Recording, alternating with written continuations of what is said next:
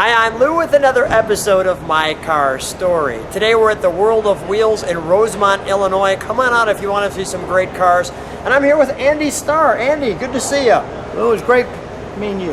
Thank you so much. And Andy, what kind of car did you bring here today? It's a one-of-one paint color from the factory. It is. So, Lou, this is a 1965 Riviera Gran Sport. It's a pre-production dealer demo. Park Lambert's, who owned the oldest Buick Cadillac dealership, founded in 1907 out of Niagara Falls, had GM build this car specifically for him.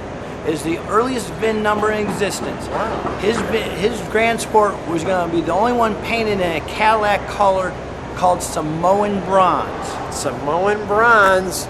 So with that being said, now how'd you come on right alongside me? We're going to talk and look at your car, because there is so much with this car. Stand right next to me. Okay. And then we'll talk right into that. When did you purchase this car? I purchased this car in 2015. I actually found it on Craigslist out west, and it said Riviera 2 4-barrels. I called, and it was actually in the salvage yard, and the gentleman had traded one car for another. When it got to the salvage yard, they didn't think they could salvage it, so they put it up for sale. And what you're here in you were February. Yeah, so we were the first custom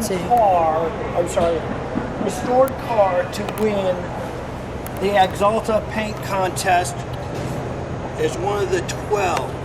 Out of about 1,500 entries, we were the only restored car selected. We actually use Spies Heckler products on all our restorations. There you are in the calendar competition in February. Now tell me what these are along the side. So, when we found out we had the rarest Gran Sport in existence, we got with the daughter of Park Lambert's, Jody Lambert's, and we pulled out actual original ads from 1965 out of the newspaper in Niagara Falls. So again, we could capture and really put on a show for anyone that comes out to a car show. We want to educate them all about the vehicle. Yeah. So here was So this is a replication of the original manufacturer's build sheet, or I should say sales sheet. It took about 4 months to get all the codes and all the pricing correct and validating with Buick experts around the country. That's a lot of money in that time frame. Buick actually, they never made any money on the Riviera Gran Sport. This was the big draw to bring people in the showroom and buy other models. Another interesting fact is you can tell in early production it has a small Gran Sport emblem. This pre-production car was delivered along with a handful of others, and no one liked the small emblem. So GM changed the emblem on the side in the rear trunk to a very large emblem, and that was done on 15 December 1964. So how did you find like that emblem? So this car was all there, but had a lot of damage. So I spent a year doing technical research, and then I started this one, so go ahead. You can't get a lot of correct parts for this car. So 92% of the parts you see on this car, I physically located in 30 different states. And we inspected each component, and we meticulously restored each item.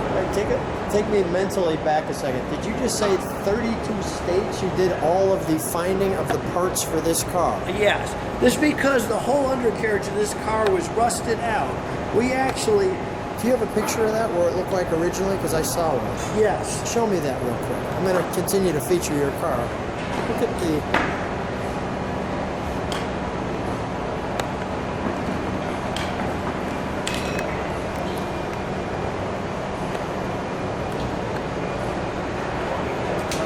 Yeah.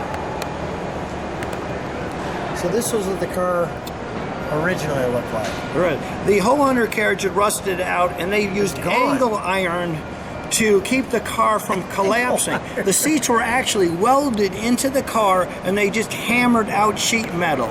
So how did you find out that this was the one and only, what was it, Samoan bronze? Samoan bronze. Samoan, how'd you find that So, out? on the cowl tag of this car, it's actually Show me that cowl tag. stamped special car order for body paint. And of course, the interesting thing is this car was, it's up there in the corner. I'll see it. This car actually, they started production of this car in September. Buick was great about documenting everything. When we restored the frame, it was stamped 9/18/64, so we knew it was a pre-production car and maybe the first one off the line. There was a huge GM strike that was shut down all of General Motors for a month. The day after the strike ended, on 26 October, this car was assembled and then shipped to the dealership in Niagara Falls, Lambert's Inc. Let me just step this way. This car was not registered in Park Lambert's name. It was their dealer demo, so it was registered in the dealership. When the dealership actually sold, Park had to give up his fabulous car he saved all those years because it was actually part of the dealership inventory. I actually have a bill of sale when it was sold for the first time to a private citizen up in New York. And on the bill of sale, the description of the car is junk. If you look at everything, all the wires are date coded. So since this was a September-October build, the spark plug wires are dated 3rd quarter 64. Now you look at the, even under the hood. Let's keep this open. We're Now, also really going to interesting, a start. lot of people don't know, on the AC Delco battery, Yeah, tell me. it's actually date code stamp. So the 4 represents the year it was built. J represents the month. And T represents the distribution. All AC Delco batteries for Flint, Michigan, where all Rivieras were built, came from Muncie, Indiana. Wow. If you look at all these components, we have all the correct fittings. This is actually an original AC Delco filter, as well as the voltage regulator says AC Delco. You'll see actually 4 sheens of black under here. You know, that way, when parts come from the manufacturers, they weren't all the same color. So we were meticulous in our restoration to ensure that we showed how different color parts came in different shades of black. Wow. All right, we've got the dual radiators here for the air conditioning. Let's take a look at the trunk first. Let me grab on that. Sure.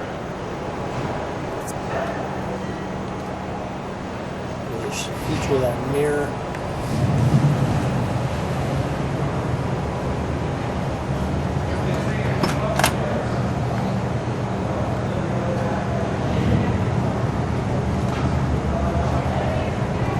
Feature the back of the car for a moment.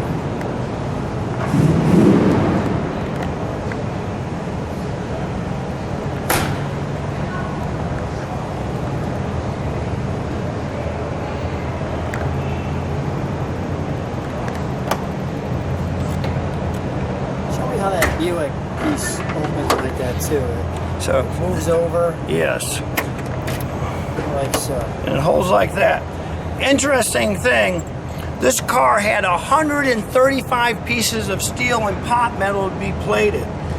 I'd like to thank Paul's Chrome Plating in Evans City, Pennsylvania. They did a stunning job restoring each and every component, whether a large bumper or all the way down to this tri-shield emblem, which is the most difficult item to actually plate on the car. Crazy. All right, let's just look at the trunk here. Now, what's interesting on this trunk, again, This is All over, cars interesting. Go ahead. over restored. First, this floor mat is actually a brand new NOS floor mat. Gene Aguirre out of Pennsylvania, he sourced about 90% of the used parts, and Gene called me and said he actually had a factory original floor mat that had never been used, and so he was so gracious to sell it to me. How fortunate was it when that happened? It was, I mean, you can't find these floor mats, NOS. Unbelievable. The other interesting thing is on these cardboard, we actually, when you, underneath it, they usually, they cut the edge, and then when you do it, you see a break line of a manila color. We actually took this off, filled it, matched the paint, and sanded this whole thing down so you don't see one broken part mark in the cardboard anywhere in the trunk. Wow. I mean, look at the spring holding for the jack. I mean, here's that cardboard that we're talking about. A lot of people, when they do restoration, they don't know. Builders want to do things fast. You know, a lot of times you'll see these painted, and these were never painted by GM. The higher lines never painted these type of components. We got another Lambert's. We can close that. We got another gift sale here. Another interesting fact is this fuel tank. No one makes a reproduction fuel tank. This fuel tank had, after we acid dipped it, had lots of micro holes. So we actually had to weld and fix every little spot on that tank. And of course, that tank looks better than new. It looks amazing. All right, let's. You want me to talk about the tires? Let's take a look. Wait, let's talk about the tires. First of all, let me show this. Okay.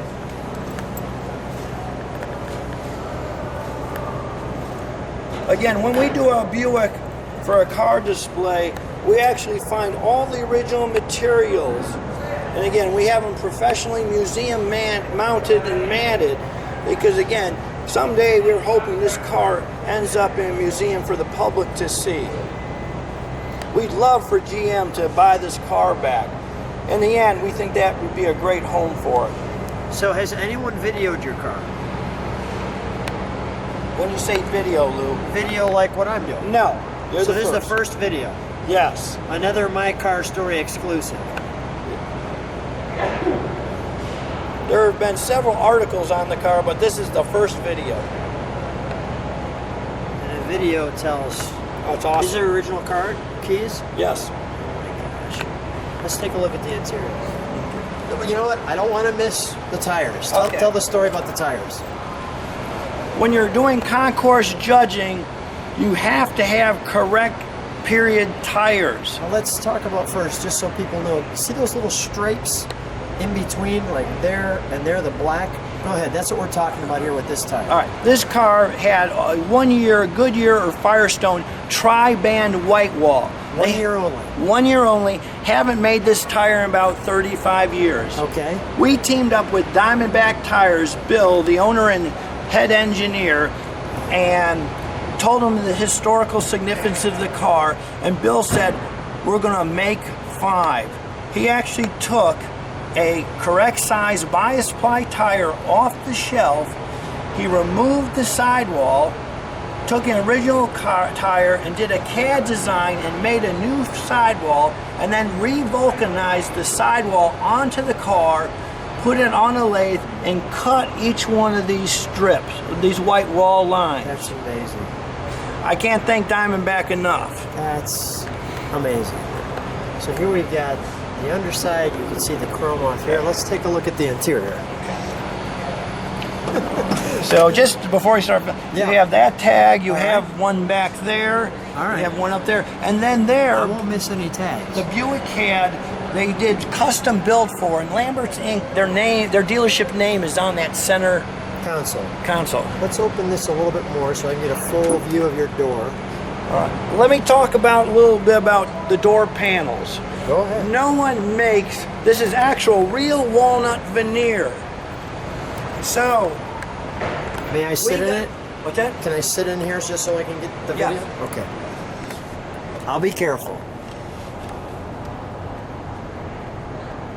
So you want me to go back to the door panels? Or? Yeah, go talk about whatever you want to talk about. You keep talking, Andy. I'll keep videos. So, on the door panels, I got a trophy shop out of Massachusetts to go ahead and get a large sheet of plywood. Veneer, because we wanted the same wood grain to run from the door panel in front to the back down the console, so you have the same grain pattern. Buick in the day, they just grabbed a random piece off the line and none of it ever matched. Part of the over-restoring that you were talking about. Exactly. Now, you said there was one more tag. Does this... Right there. Yeah, okay. Oops. That's all right.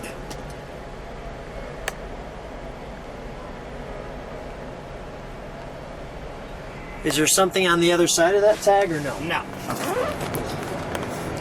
right, let me just gently sit right here. This car basically had 98,816 miles on it, and when we did our concourse restoration, we set it back to 0.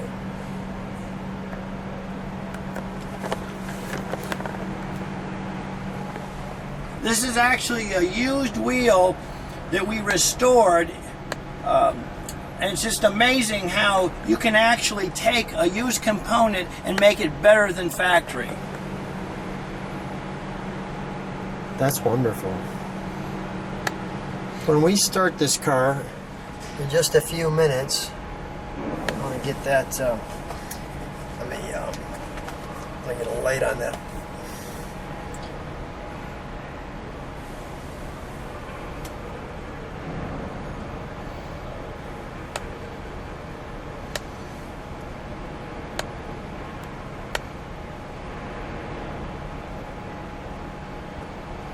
This car has 19 of 21 factory options. The only options it does not have is Park Lambert didn't like the 4-note horn. He thought it was ostentatious, as well as he didn't like the Guidomatic dimmer. He didn't want any computer or machine telling him how to operate his high and low beams.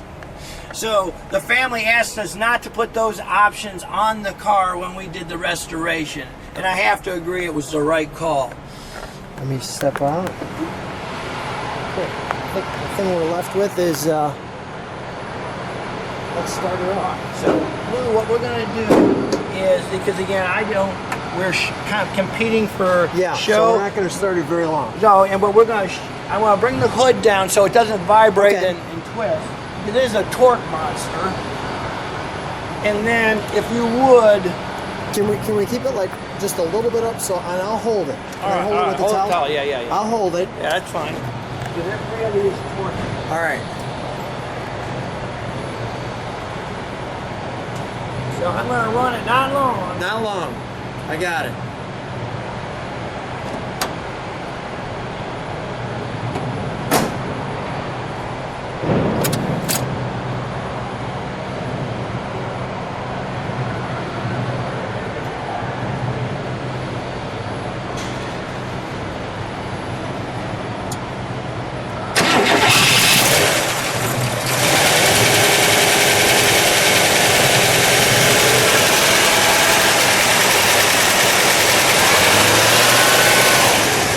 Exhaust note.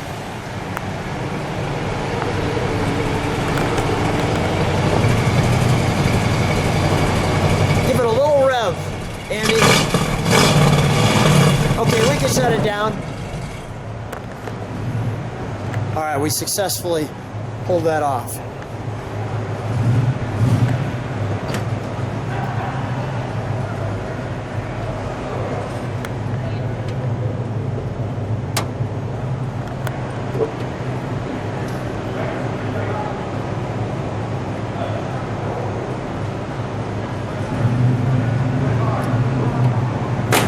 Stand next to your car for a moment, if you would, please.